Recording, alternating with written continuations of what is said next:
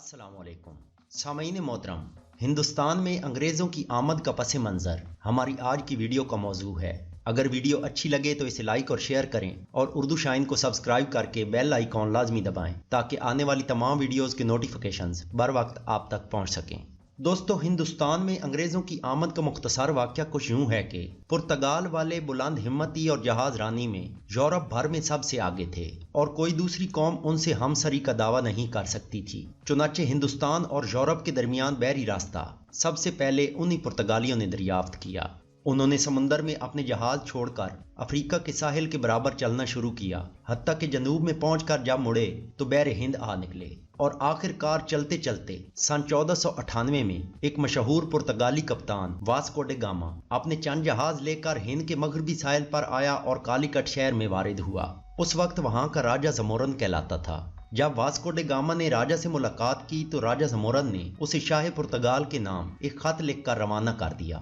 جس خط میں یہ تحریر تھا کہ میرے ملک میں دار چینی، لونگ، کالی مرچ اور ادرک کثرت سے پائی جاتی ہے، جبکہ اس کے بدلے میں تمہارے ملک سے سونا، چاندی، مونگا اور کرمزی مخمل چاہتا ہوں۔ سامعین، راجہ زمورد کے اس خط نے تجارت کی ایسی بنیاد رکھی کہ اس وقت سے 100 برس بعد یعنی 1500 سے لے کر سن 1600 تک ہند کی بحری تجارت مکمل طور پر پرتگالیوں کے ہاتھ میں رہی۔ اسی دوران انہوں نے گوا کے مقام پر اپنا ایک مضبوط قلعہ بھی بنا لیا تھا اور آج تک یہ مقام پرتگالیوں کے قبضے میں چلا آتا ہے۔ بہرکیف یورپ کی باقی قوموں نے جب دیکھا کہ پرتگال والے ہندوستان کی تجارت سے مالا مال ہو گئے ہیں اور انہوں نے اپنے ملک اور شہروں کو جنت نما بنا لیا ہے تو ان کے منہ میں پانی بھر آیا اور شوق پیدا ہوا کہ کسی نہ کسی طرح اس تجارت میں شریک ہونا چاہیے۔ پس ہالینڈ، انگلستان، فرانس، ڈنمارک، جرمنی اور سویڈن کے تاجروں نے بھی اپنے اپنے جہاز ہندوستان بھیجنے شروع کر دیے، مگر تجارت کی اس دوڑ میں صرف ہالینڈ، انگلستان اور فرانس والوں کو کچھ کامیابی حاصل ہوئی، جبکہ باقی ممالک کچھ نفع حاصل نہ کر سکے۔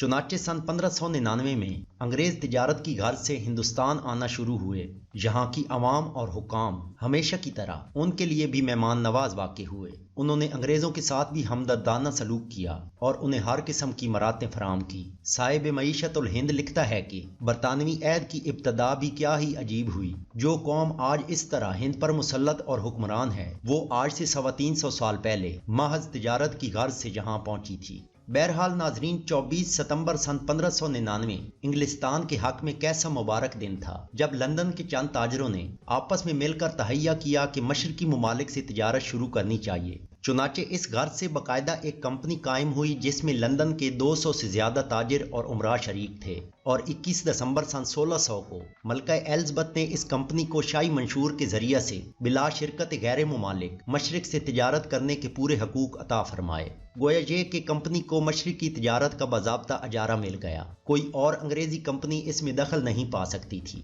لہٰذا 17ویں صدی کے شروع میں کمپنی کی طرف سے کچھ انگریز تاجر ہندوستان پہنچے اور سن 1612 میں اول مغربی ساحل پر سورت کے مقام پر انہوں نے اپنا کاروبار شروع کیا۔ یہ مغل شہنشاہ جہانگیر کی بادشاہت کا دور تھا اور آنے والے نئے مہمانوں نے جن جن رعایات کے لیے بارگاہ سلطانی میں استدعا کی وہ انہیں بخوشی عطا ہوئیں۔ ناظرین، انگریز کمپنی نے سن 1616 میں مشرقی ساحل پر سولی پٹم کے مقام پر ایک کارخانہ کھولا۔ کمپنی نے 1634 میں مغل بادشاہ شاہ جہان سے بنگال میں تجارت کرنے کی اجازت حاصل کی، پھر 1640 میں مقامی راجہ سے مدراس کی زمین لگان پر حاصل کی اور اس کا کچھ حصہ خرید کر وہاں ایک قلعہ تعمیر کیا، اور 1640 میں ہی جنگلی کے مقام پر ایک اور کارخانہ قائم ہوا جو سن 1690 میں بعض مصلحتوں کی وجہ سے کلکتہ منتقل کر دیا گیا، اور اسی کی طفیل سے موجودہ شہر کی بنیاد پڑی، اور جہاں آج ممبئی آباد ہے۔ یہ جزیرہ بھی کبھی پرتگال والوں کے قبضہ میں تھا۔ چارلس دوم نے جب ایک پرتگالی شہزادی سے شادی کی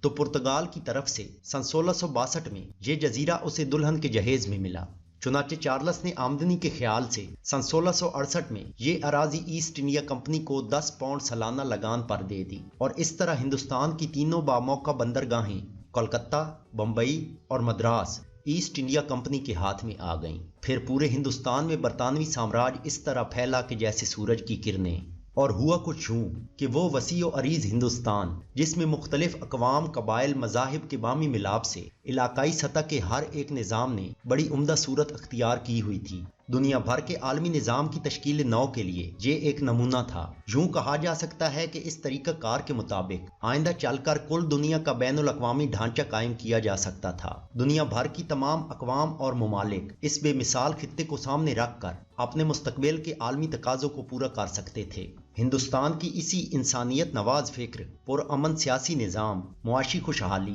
اور بہترین اقتصادی نظام کی وجہ سے اس خطہ کو دنیا بھر میں سونے کی چڑیا کہا جاتا تھا۔ ناظرین گرامی، ہندوستان کی ہزاروں سال کی سیاسی، معاشی اور انسانیت دوستی پر مبنی قومی روایات اس وقت جبر و دہشت اور غنڈہ گردی کا شکار ہو گئی جب برطانوی سامراج نے اپنے خونی پنجے اس خطہ کے سرسبز و شاداب جسم پر گاڑ دیے اور ایک ایسا ظالم، ایک ایسا عالمی دہشت گرد، ایک ایسا بدترین آمر اور انسانیت دشمن نظام قائم کیا جس کی تاریخ انسانیت میں کوئی مثال نہیں ملتی۔ اس نے لامحدود منافع کی ہوس میں وہ تمام ہتھ کنڈے استعمال کیے جو مہذب دنیا کے منہ پر ایک تماچا کی حیثیت رکھتے ہیں۔ مکر و فریب کی وہ کون سی سازش تھی جو نا اختیار کی گئی ہو؟ جبر و دہشت پھیلانے کا وہ کون سا حربہ تھا جو روا نہ رکھا گیا ہو؟ ہندوستان کی دولت لوٹنے کے لیے وہ کون سا ظالمانہ قانون تھا جو مسلط نہ کیا گیا ہو؟ اس ظالمانہ لوٹ کھسوٹ نے نہ صرف اس خطے کا امن چھین کر تحفظ ختم کر دیا بلکہ معاشی خوشحالی کو بدحالی میں تبدیل کر کے بھوک، افلاس، خوف اور تباہی و بربادی پیدا کرنے میں کوئی کسر باقی نہ چھوڑی۔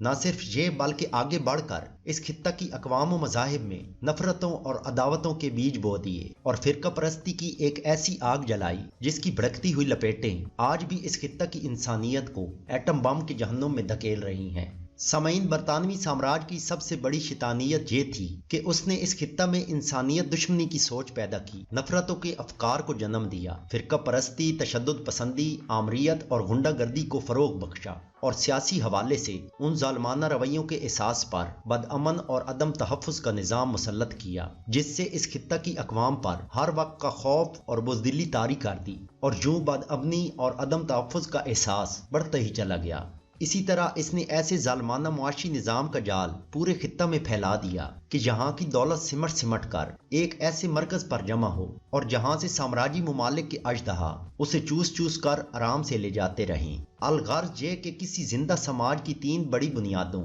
یعنی انسانیت دوست فکر، پرامن سیاسی نظام اور خوشحال اقتصادی نظام کو برطانوی سامراج نے ہندوستان بھر میں مسمار کر کے رکھ دیا، جس کا اثر یہ ہوا کہ اس معاشرے کی ترقی رک گئی، بھوک و افلاس پیدا ہو گیا، بدامنی پھیل گئی اور یوں ترقی یافتہ ہندوستان بتدریج تنزلی کی طرف بڑھتا چلا گیا۔ دوستو، اس کے ساتھ ہی ہماری آج کی ویڈیو مکمل ہوئی۔ اگر ویڈیو اچھی لگے تو اسے لائک اور شیئر کریں اور ہمارے چینل کو سبسکرائب کر کے بیل آئیکن کو لازمی دبائیں تاکہ آنے والی نئی ویڈیوز کی نوٹیفیکیشنز بر وقت آپ تک پہنچ سکے۔ ویڈیو دیکھنے کا شکریہ۔ اللہ حافظ۔